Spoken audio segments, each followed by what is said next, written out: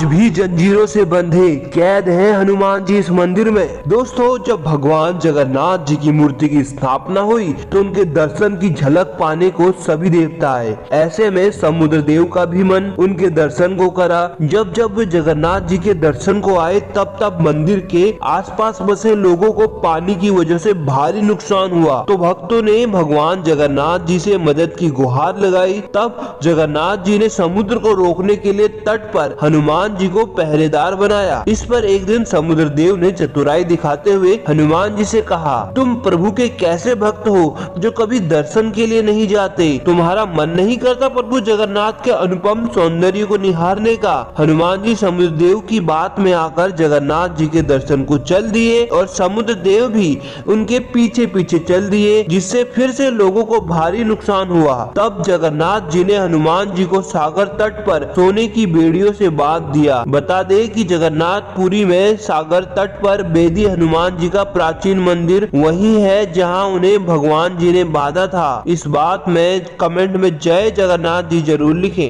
जैसे ही हनुमान जी लंका पहुंचे, किसी ने जोर से उनके पीठ पे लात मारी। हनुमान जी बोले, अरे ये क्या, अभी इतना लंबा रास्ता तय करके आया और उस पर लात से मेरा स्वागत? आखिर किसमें इतना साहस हुआ? जब हनुमान जी ने अपना सर पीछे घुमाया तो उधर यमराज जी खड़े थे। हनुमान जी ने उन्हें देखते ही बोला, लगता है आपको शिष्टाचार सिखाना पड़ेगा। भला मेहमान का ऐसा स्वागत कौन करता है? हनुमान जी को देखते ही यमराज कहते हैं, अच्छा आप? अरे मैं यमराज हूँ। अरे ये ना रावण ने रुद्र मंत्र से मुझे बांध रखा है और कहा है जो भी लंका में प्रवेश करना मारना उसे लात खिंचा के, और फिर जैसे ही मैंने तुम्हें देखा तो मैंने तुम्हें लात मार दी। यमराज ने फिर कहा, अरे ये रुद्र मंत्र ही ऐसी चीज है जिसने मुझे बांधा है, वरना तो मेरा कोई तोड़ ही नहीं। रुद्र मंत्र शिव का आशीर्वाद है और वो मुझसे भी शक्तिशाली है। मैं काल हूँ तो वे महाकाल है। और घमंड से कहा, शिव के बाद तो मैं ही आता हूँ। इतना सुनते ही हनुमान जी ने बस एक हाथ उस रुद्र मंत्र की हथकड़ी में मारा और वो टूट खुल गई। हनुमान जी के पावर को देख यमराज की भी बोलती बंद हो गई और वे बस उन्हें घूरते रह गई। दोस्तों, इसी बात पे कमेंट में जय बजरंगबली जरूर लिखें।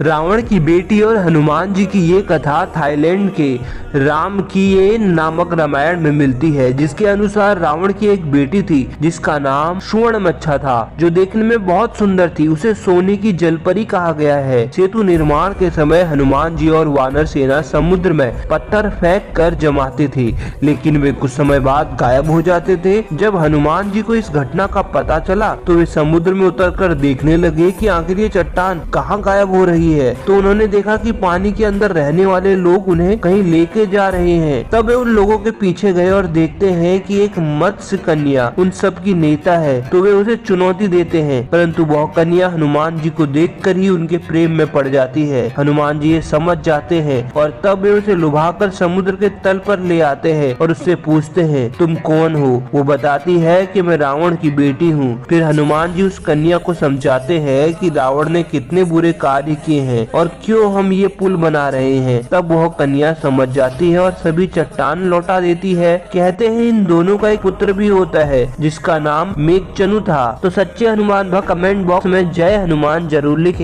आखिर रावण ने क्यों उठाया था कैलाश पर्वत? एक बार रावण ने शिव की कठोर तपस्या करी। जब शिव प्रसन्न नहीं हुए तो उसने खुद का सर काट यज्ञ वेदी में चढ़ाना चाहा। तब शिव ने प्रकट हो रावण को अपने से दोगुने सिर और बल प्रदान किया। शिव के 5 मुख है, इसीलिए शिव से दोगुने सिर पाकर रावण 10 मुख हुआ। अपने घमंड और बल के दम पर रावण ने तीनों लोक में हाहाकार मचा दिया। तब चतुर नारद जी ने रावण को सबक सिखाने के लिए उससे बोले, रावण मुझे लगता है शिव ने तुझे मूर्ख बना दिया। अगर शिव का वरदान इतना प्रभावशाली है तो खुद शिव समेत कैलाश को उठा के दिखा, प्रमाणित हो जाएगा कि वरदान वास्तविक था। कहते हैं रावण ने शिव समेत कैलाश पर्वत को उखाड़ अपने कंधे पे उठा लिया था। तब शिव ने अपने पैर के एक अंगूठे से वापस पर्वत को दबाया और रावण कैलाश पर्वत के नीचे दब गया। बताया जाता है दीर्घ काल तक रावण पर्वत के नीचे दबा रोता रहा